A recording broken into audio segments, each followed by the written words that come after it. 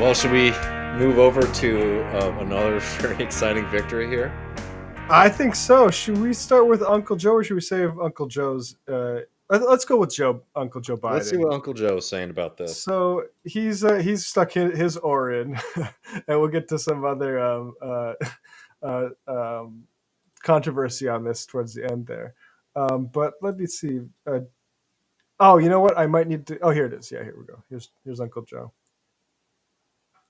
That's what unions are about, in my view, about providing dignity and respect for people who bust their neck.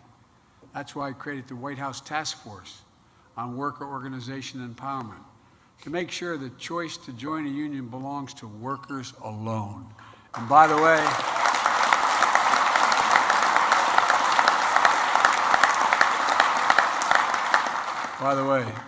Amazon, here we come. Watch.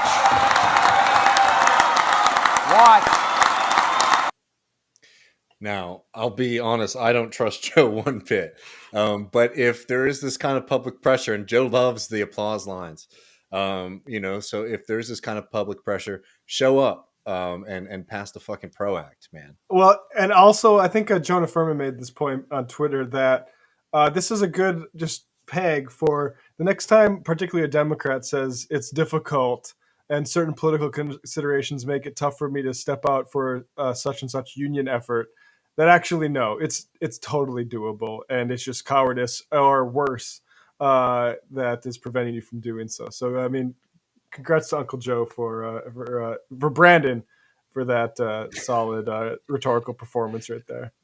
Well, let's go to the celebration here, because I'm sure everybody watching this knows at this point that there was a genuinely historic victory at an Amazon facility in Staten Island. That really is going to change the game. We're going to talk about some of the lessons from it and technically why. What they've done is one historic and incredible and impressive, but is a model we can all be learning from. But before we preach too much, I mean, let's watch some of these celebrations here. This is Christian Smalls. We had him on TMBS after he was fired from Amazon for standing up for his other comrades and fellow employees when Amazon was refusing to protect people. Never forget that it was Jay Carney, Obama's former press secretary, who was spending his time at the height of the pandemic finding ways to attack Christian Smalls. He went as far as to attack his character, how articulate Jay Carney found Christian Smalls. I mean, the really kind of nasty, coded racist stuff here. And it's just so beautiful to see Christian Smalls coming back and really getting the last laugh. But I know that this fight is not over and it's looking to expand. But let's watch some of the celebration here, because I think it's wonderful. To the first union in American history. Yeah.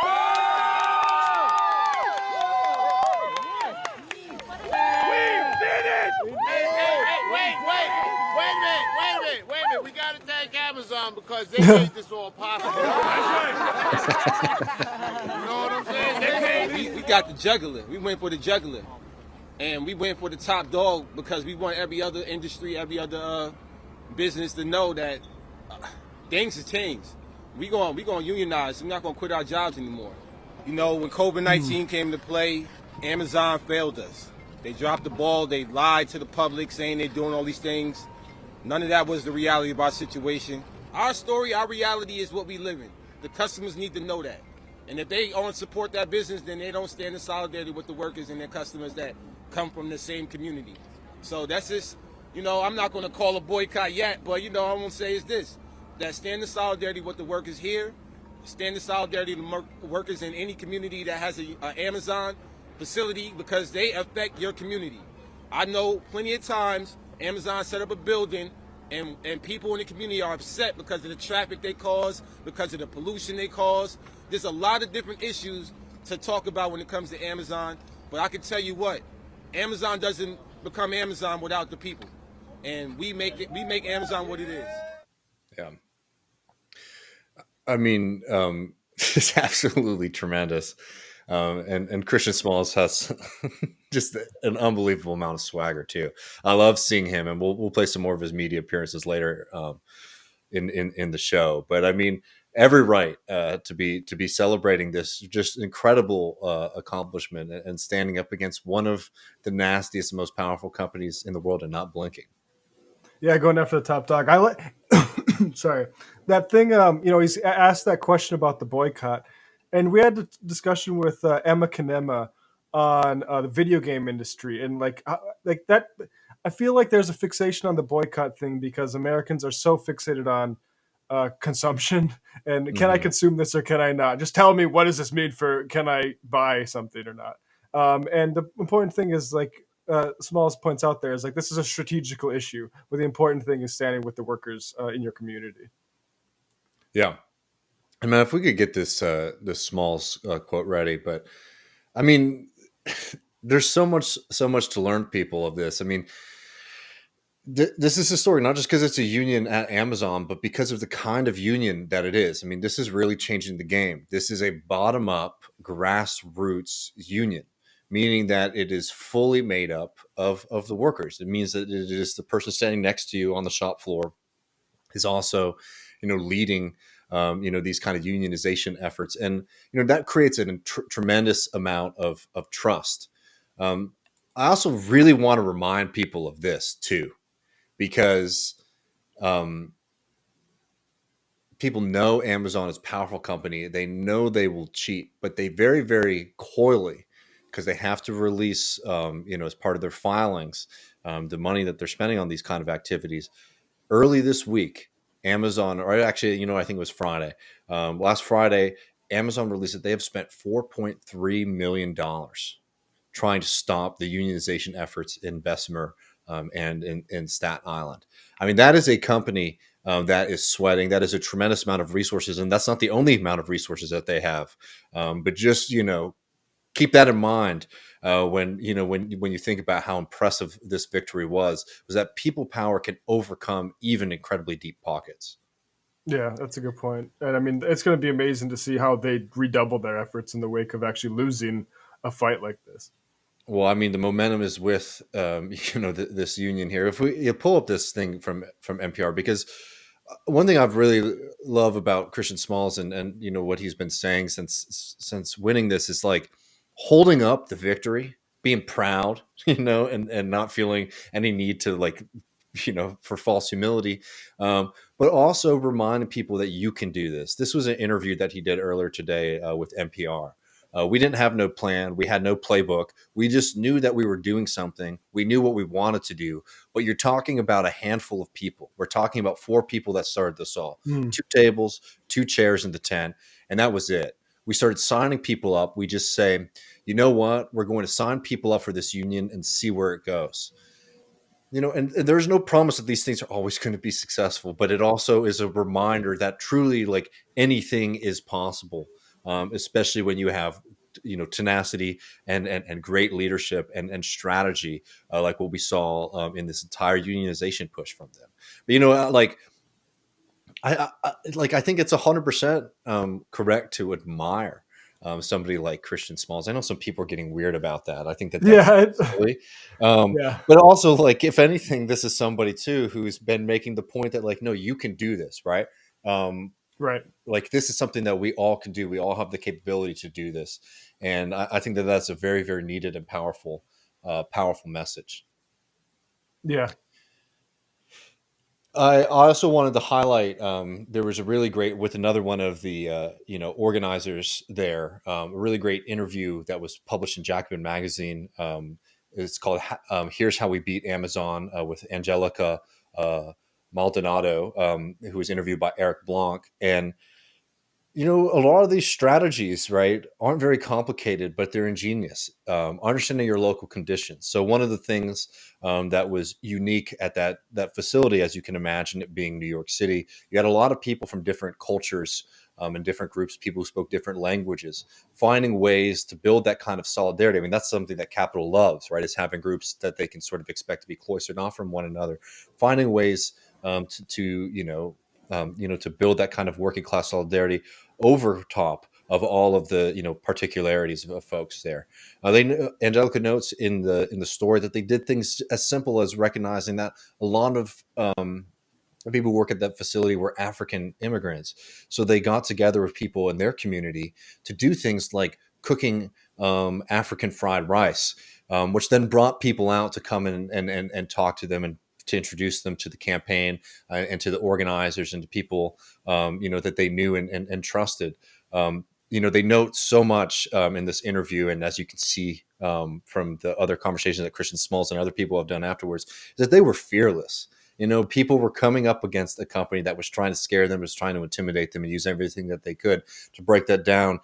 And I understand why people, are frightened by a company like this. But the kind of bravery and fearlessness was a huge part of their victory. Simple things like wearing ALU, swag T-shirts. Mm. They passed out something close to like a few thousand lanyards going into going into that final week of voting. And these are simple kind of organizing tactics that work because you see this person's doing it, this person's doing it, and having that kind of feeling that you're not alone, you're not taking this risk by yourself, that truly the union is the expression of all of your power, and all of these different people. I mean, that really, really works. And, being reminded of those lessons after reading those interviews, I think for me was really important. And another really crucial thing was that this is a worker-led union. Yeah. They knew them, they trusted them, and that helped push back. And it's a lie when Amazon says this about organizations, for example, like the RWDSU, right? But it really helped push back against Amazon's favorite line now that, oh, this is an outside party, trying to come in and take away your voice, right? I mean, you could there was no way you could make that argument when it's like, no, I know that guy, right? That's my coworker. I've known them for a very long time. I mean, and you see how quickly that is with those Google Fiber workers. That is the first or second Yeah. thing they'll say is, this is someone getting between our great relationship here. And let's pull this up here. This is a longer quote that I just think really shows the bravery here. This is Angelica speaking to Eric Blanc and Jacobin. A lot of what we did was a risk, but we knew there'd be a return on it eventually. We did things like going into union busting captive audience meetings, even when we weren't invited. We spoke up for the audience and we told the facts. We combated what the union busters were saying, letting everybody know that they were telling lies. Of course, we were told to leave because we weren't invited. What the union busters do is take employees out of their stations randomly to go into these meetings. But that time, we all went in as a group and demanded to tell our side. And, these people who did this, they were threatened by their employer. They were told that they were breaking the rules, they were breaking the law, all that kind of stuff, all those kind of threats. And it just is a reminder that these companies are not going to play fair. And there's no reason, to sit here and just sort of accept all of the rules and instructions that you're getting from the bosses, because every single, unions were illegal for a long ass time before they were legal. Right. Yeah. And that doesn't mean that you shouldn't take seriously the threats and the things that they can do to you. But there has to be a remembrance of the fact that nothing changes until it changes. And until you shift that balance of power, they will be able to threaten you. They have the most power over you. If they can fire you, if they can take away your access to your wage, if they can take away your work, I mean, that is a tremendous amount of power. And again, I'm not saying this in a kind of preachy, judgmental way. I understand why these things are extremely intimidating. But it was that kind of fearlessness and that we should all take inspiration from of the successful campaign here. Yeah. We want to play this clip of him on MSNBC. No, we'll do that after, because we'll talk a little bit about the big controversy. But before we, I'd love to talk to some people who were participating in this. They got much bigger fish who are calling them right now than us, but we would love to get some instruction. I mean, one of the things that's been so great that Christian Smalls has been saying is we've been on the phones with people all across the country and all around the world. So there's no kind of mentality that they're just going to sit on top of their gains, but really try to expand this. I did just want to also note, just because a lot of people are seeing the victory in Staten Island, and understandably, but I think sometimes wrongheadedly, comparing it to what happened in Bessemer. If you could pull up this Verge story real quick, because I think it's really important. So in Bessemer, there wasn't an outright victory. There was tremendous gains from the first year, where where they lost by a lot. And it was they're down right now by something like 125 votes. I can't read that very well right here, but I know the facts well enough. The final votes here were 993 against in Bessemer, Alabama, and 875 in favor. But one of the things that I want to remind people of is that they counted 59 ballots as void, and 416 of these votes have been counted as challenged. That's more than enough to flip this election. It's impossible for me to sit here confidently and make any predictions on this, but I think people's sort of immediate reaction that this is done is wrong. And we should continue to support people in Bessemer as they fight against, again, one of these incredibly powerfully entrenched companies, a company that in Alabama has used its power and money really to influence the government, the local police force. I mean, it has been an Traffic. traffic. And remember in the first take that they were hiring off-duty police officers to show up and work as security guards at those facilities. What kind of message does that say to you, especially in a facility like that where a vast majority of the people working there are Black in Alabama, that your Bubba sheriff police officer is showing up to work for the company that you work for? I mean, that's intimidation through and through. So again, that fight's not over. It's a huge improvement, and I want them all to be like Staten Island, where you win outright first round. But remember that these fights oftentimes do take a while to materialize, and I don't know, just not to be so caught up in the take cycle where you sort of write one off because it wasn't an outright victory in the first round. There Yeah. is my only advice. Yeah, I think that's good advice. And I mean, it is like the echoes of getting the Southern sheriff to come get the laborers in line. It's like, oh, are we back in the 1870s I mean, it's again? no small thing. I mean, like, that's the thing that's so amazing about it. We talk about this with our friends at This Machine Kills podcast all the time, man. But it is amazing how all these new tech companies who are redefining capitalism and our system, they use these old ass tactics here. Yeah, absolutely.